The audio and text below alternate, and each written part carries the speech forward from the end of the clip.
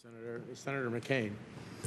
Thank you, Mr. Chairman. I thank the witnesses, and may I say, John, it's very good to see Teresa here with you in good health and good spirits.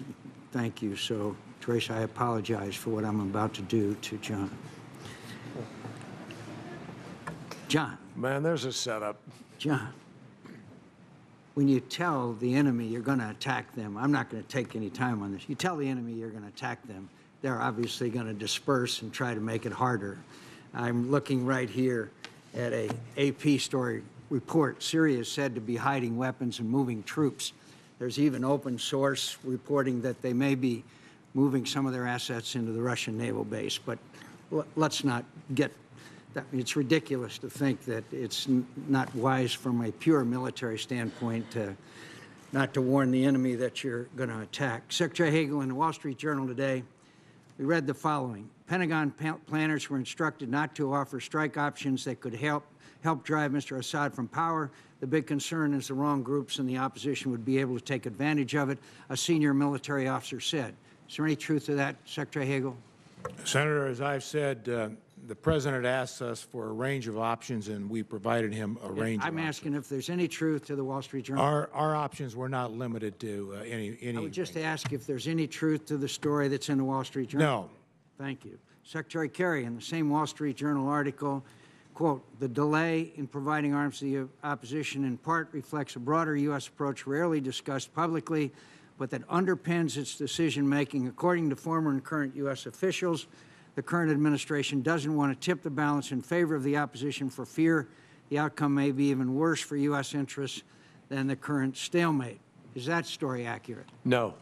Thank you. And by the way, can I add something, Senator? On the warning issue, I don't disagree with you about warning. In fact, the general wouldn't disagree with you either. And we are all. But the general said it would be just as easy. No, we're deeply. Let's not get into that one. No, John, all I want to say to you is that there were leaks, which are the bane of everybody's existence, and the fact is that the newspapers began to carry stories about a strike and targeting well before any decisions were made, and that began a process of moving.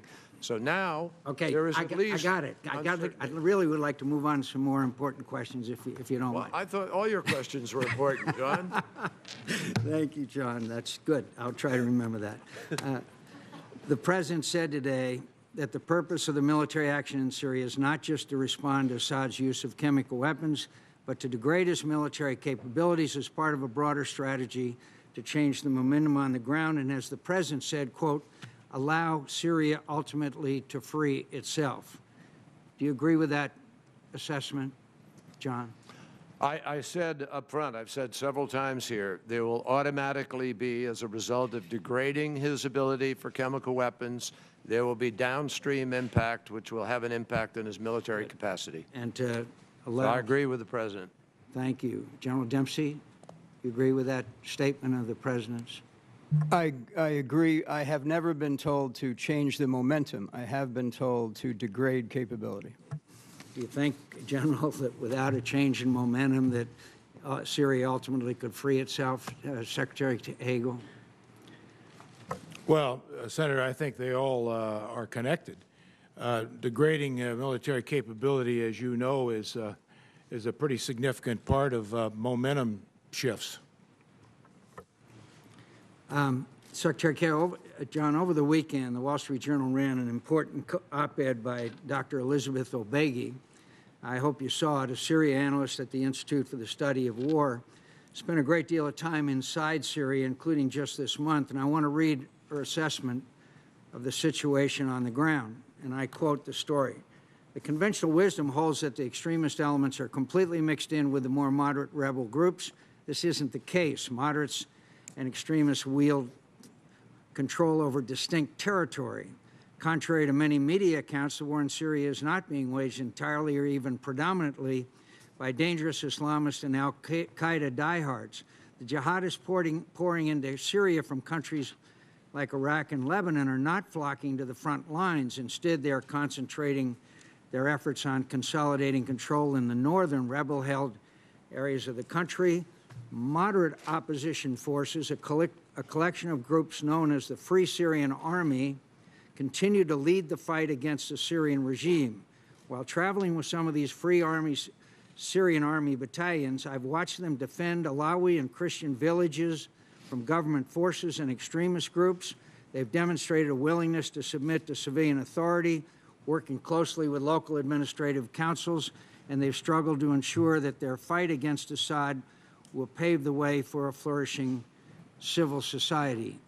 John, do you agree with Dr. Obegi's assessment of the opposition? I agree with most of that. They have changed significantly. They've improved. And as I said earlier, the fundamentals of Syria are secular, and I believe will stay that way. And I think it's very important to point out again, as you just said, it's a secular state. They would reject radical Islamists, and they, in some cases, in the areas in which they have control, the people are demonstrating against them, is the information I have. So when we see these commentators say, well, we don't know which side will win, we don't know who the bad guys are, if you agree with this assessment, we certainly know who the bad guys are. Is that correct? I believe we do for the most part. For the most part. There are some worse than al-Nusra, and they tend to be, most of them, in the northern area and the east. I thank you. And again, I'd like to ask again, can you assure the committee that the administration does not see a protracted stalemate and conflict in Syria as somehow a good thing or a goal of U.S. policy? The goal of U.S. policy is not a stalemate. The goal is a negotiated solution which results in the departure of Assad and the free choice of the Syrian people for their future. And finally, I'd like to ask again, if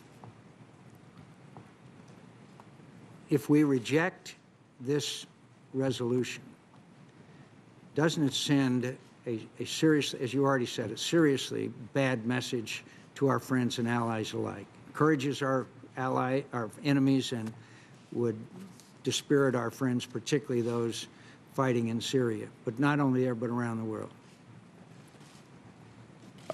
Senator McCain, I have gotten to know my counterparts in the Mideast particularly well because of the number of crises and initiatives that we've had to deal with in that region.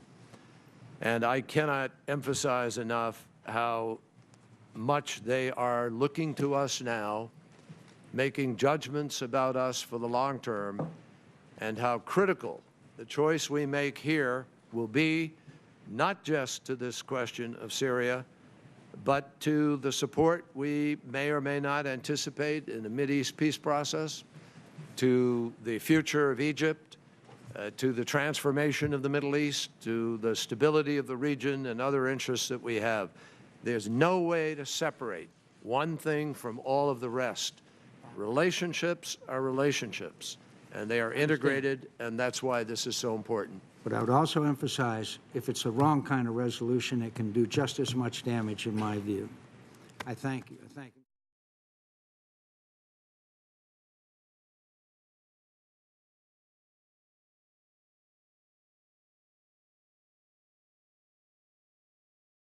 This has been a Sunfish production.